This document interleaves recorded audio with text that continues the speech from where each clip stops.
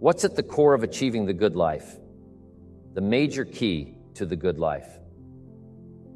The major key is not in learning how to set goals. It is not in learning how to better manage your time.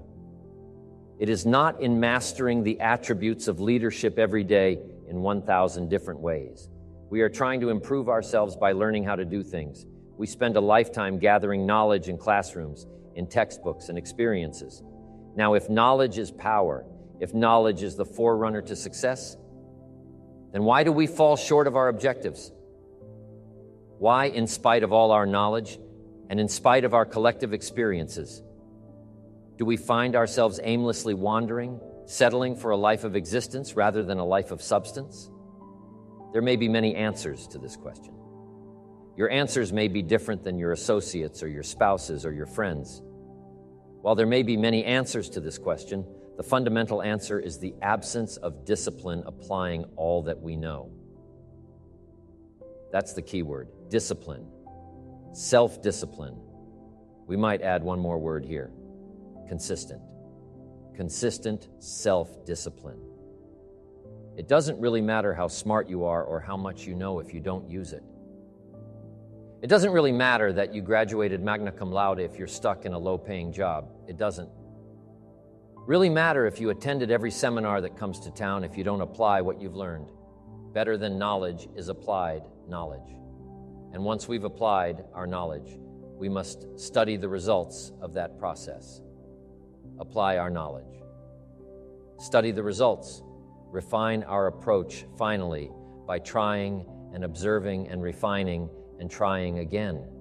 Our knowledge will inevitably produce worthy results, admirable results, and with the joy and results of our efforts. We continue to apply, to learn, to observe, to fuel our ambition with the positive reinforcement of continued progress. Pretty soon we'll find that we're swept into a spiral of achievement, a vertical rise to success, and the ecstasy of that total experience makes for a life of triumph over tragedy, dullness, and mediocrity. But for this whole process to work for us, we must first master the art of discipline, self-discipline, consistent self-discipline. It takes consistent self-discipline to master the art of setting goals, to master the art of time management, to master the art of leadership, to master the art of parenting and relationships if we don't make consistent self-discipline. Part of our daily lives, the results we seek will be sporadic and elusive. It takes a consistent effort to truly manage our valuable time, or we'll be consistently frustrated. Our time will be eaten up by others whose demands are stronger than our own. It takes discipline to conquer the nagging voices in our minds. The fear of failure, the fear of success, the fear of poverty, the fear of a broken heart. It takes discipline to keep trying when that nagging voice within us brings up the possibility of failure. It takes discipline to admit our errors and recognize our limitations. The voice of the human ego speaks to all of us. Sometimes the voice of ego says that we should magnify our value beyond our results. It leads us to exaggerate, to not be totally honest. It takes discipline to be totally honest, both with ourselves and with others. Be certain of one thing. Every exaggeration of the truth, once detected by others, destroys our credibility and makes all that we say and do suspect as soon as a business colleague figures out that we tend to exaggerate. Guess what they'll always think? We exaggerate, and they'll never quite hold us in the same regard again. Never the tendency to exaggerate, distort, or even withhold the truth is an inherent part of all of us. It starts when we're kids, Johnny says. I didn't do it. Well, maybe Johnny didn't do it, but he probably had something to do with it. And then it continues. When we're adults, exaggerating the benefits of a product to make a sale. Exaggerating our net worth to impress old friends. Exaggerating how close we are to closing a deal to impress. The boss and only an all-out disciplined assault can overcome this tendency. It takes discipline to change a habit, because habits are formed a little bit each day, every day, Every day, once habits are formed, they act like a giant cable. They act like a nearly unbreakable instinct that only long-term, disciplined activity can change. We must unweave every strand of the cable of habits, slowly and methodically, until the cable that once held us in bondage becomes nothing more than scattered strands of wire. It takes the consistent application of a new discipline, a more desirable one, to overcome one which is less desirable. It takes discipline to plan. It takes discipline to execute our plan. It takes discipline to look with full objectivity at the results of our applied plan. And it takes discipline to change either our plan or our method of executing that plan. If the results are poor, it takes discipline to be firm when the world throws opinions at our feet. It takes discipline to ponder the value of someone else's opinion when our pride and our arrogance leads us to believe that we are the only ones with the answers. With this consistent discipline applied to every area of our lives, we can discover untold miracles and uncover unique possibilities and opportunities. Now, if discipline is the key word, and if discipline is the key action, then what exactly is discipline? One good answer might be the discipline is a constant human awareness of the need for action and a conscious act by us. To implement that action, discipline is an awareness of the constant need for action and a conscious act to implement that action. If our awareness and our implementations occur at the same time, then we begin a valued sequence of disciplined activity. Now, here's the other side of discipline. If there's considerable time that passes between the moment of awareness and the time of our implementation, then that is called procrastination. Procrastination, doing it tomorrow instead of today. Procrastination is almost exact opposite of discipline. The voice within us says, get it done, discipline, then says, do it now. Do it to the best of your ability today, tomorrow, and always until finally the worthy deed becomes instinctive. Procrastination says later tomorrow, whenever I get a chance. Procrastination also says do what is necessary to get by or to impress others. Do what you can, but not what you must. In every circumstance we face, we are constantly presented with these two choices: do it now or do it later. Discipline and procrastination. A choice between a disciplined existence, bearing the fruit of achievement and contentment, or procrastination, the easy life for which the future will bear no fruit, only the bare branches of mediocrity. The rewards of a disciplined life are great, but they're often delayed until sometime in the future. The rewards for the lack of discipline are immediate, but they are minor in comparison to the immeasurable rewards of consistent self-discipline. An immediate reward for lack of discipline is a fun day at the beach. A future reward of discipline is owning the beach. For most, we choose today's pleasure rather than tomorrow's fortune. So how can you get rid of the easy distractions? How can you keep your mind on what you're trying to do? How can you keep an attitude of doing it all and doing it now? How can you make the choice of discipline over procrastination? How can you stay focused on your ambitions? How can you avoid conversations at the water cooler? You can keep your focus on your work. You can get it done today instead of tomorrow. You've got to really work on your consistent self-discipline on a daily basis, or you'll find yourself distracted by negative thoughts, distracted by negative people, distracted by water cooler chatter. And pretty soon, depending on the type of people you've associated with, distracted by your doubts. Within yourself, never underestimate the power of influence and associations, and never underestimate the power of your own consistent self-discipline. Now let's take a closer look at discipline at the 3 steps to becoming disciplined.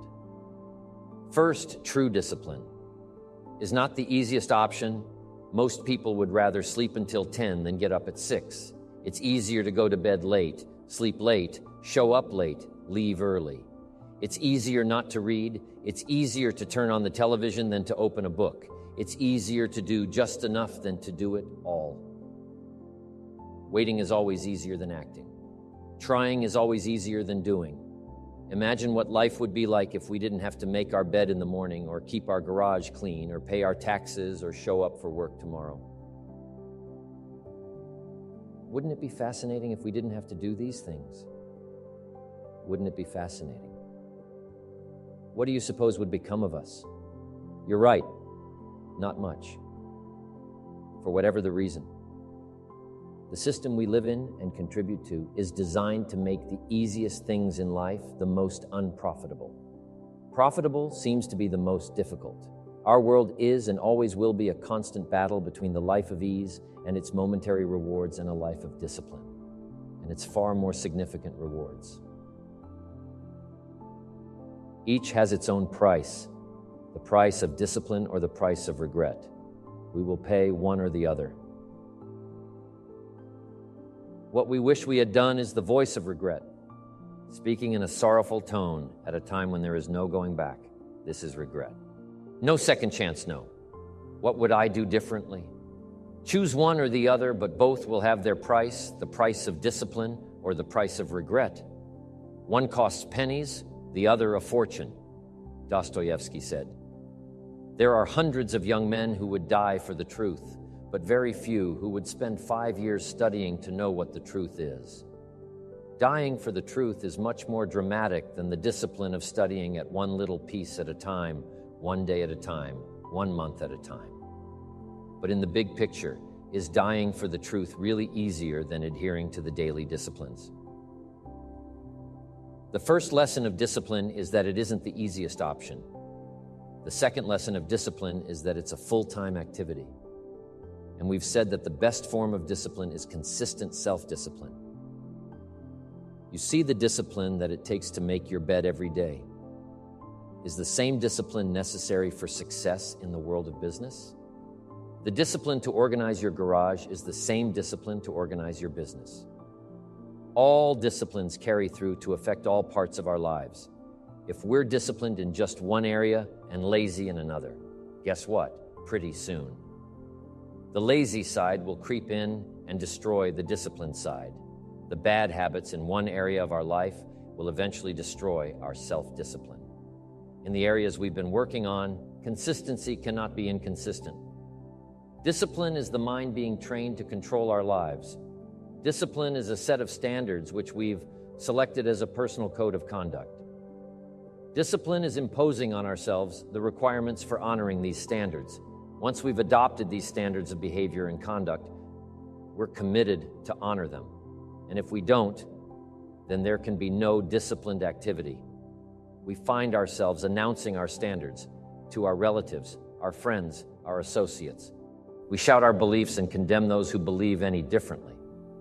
But then we don't walk the talk. We end up acting in a way far different from the beliefs. We've shouted. We tell our kids that the TV is rotting their minds, yet we spend our evenings in front of it. We tell our employees that they must take advantage of every minute of the working day, yet we spend 3 hours at lunch. Do as I say, not as I do.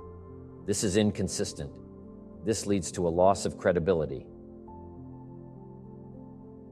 Among those who watch us, and more importantly, this leads to a loss of credibility within ourselves, the only thing worse than one who is inconsistent in implying their self-imposed disciplines is one who has never considered the need or the value of discipline at all. These people seem to wander aimlessly, changing procedures, changing standards, changing loyalties, and shifting frequently from one commitment to another, leaving behind a trail of broken friendships, unfinished projects, and unfulfilled promises. All because of a discipline that was either non-existent or imposed so infrequently that it was ineffective. Here's the third step to becoming consistently self-disciplined. One is realizing that discipline isn't the easiest option. 2, discipline is a full-time activity, day by day, every day. And the third step to becoming self-disciplined is really a philosophy that holds one of life's unique promises. It simply says, for every disciplined effort, there is a multiple reward. That's one of life's great arrangements. It's like the law of sowing and reaping. In fact, it's an extension of the biblical law that says, if you sow well, you reap well. Now, here's a unique part of the law of sowing and reaping. Not only does it suggest that we'll all reap what we've sown, it also suggests that we'll reap much more. Life is full of laws that both govern and explain behaviors. But this may well be the major law. We need to understand for every disciplined effort, a multiple reward. For every disciplined effort, a multiple reward. What a concept. If you render unique service, your reward will be multiplied if you're fair and honest and patient with others. Your reward will be multiplied if you give more than you expect to receive your reward. Is more than you expect, but remember the key word here. As you might well imagine, is discipline everything of value? Requires care and attention? Everything of value requires discipline. Children require discipline. They must have a structure. Built for them, they must have boundaries to work within, so they feel secure and comfortable to explore and grow. They must learn to recognize what's right and what's wrong, what's acceptable behavior, what's not acceptable. Children require unwavering discipline, consistent discipline, or they'll be confused as to how they're supposed to behave. Likewise, our thoughts require discipline. We must set up our inner boundaries. Our codes of conduct or our thought will be confused, and with confused thoughts, we'll end up being confused, hopelessly lost in the maze of life. And confused thoughts produce confused results. Look around you at this very moment in time. What might you be doing that needs attention? Perhaps you're listening to this program as you drive along in traffic, blowing your horn at someone ahead of you who isn't driving at the speed you'd like to. Perhaps you're listening alone because you've had a disagreement with someone you love or someone who loves you, and your anger won't allow you to speak to that person. Wouldn't this be an ideal time to examine your need for a new discipline, perhaps? You're on the brink of giving up or starting over or starting out, and the only missing ingredient to your incredible success story in the future is a new and self-imposed discipline that will make you stay longer and try harder and work more intensely than you ever thought you possibly could. The most valuable form of discipline is the one that you impose on yourself. Don't wait for things to deteriorate so drastically that someone else must impose discipline into your life. Wouldn't that be tragic? How could you possibly explain the fact that someone else thought more of you than you?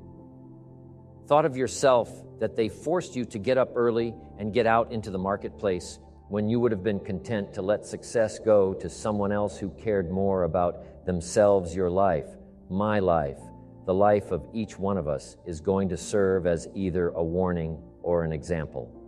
A warning of the consequences of neglect, self-pity, lack of direction and ambition, or an example of talent put to use, of discipline, self-imposed, and of objectives clearly perceived and intensely pursued.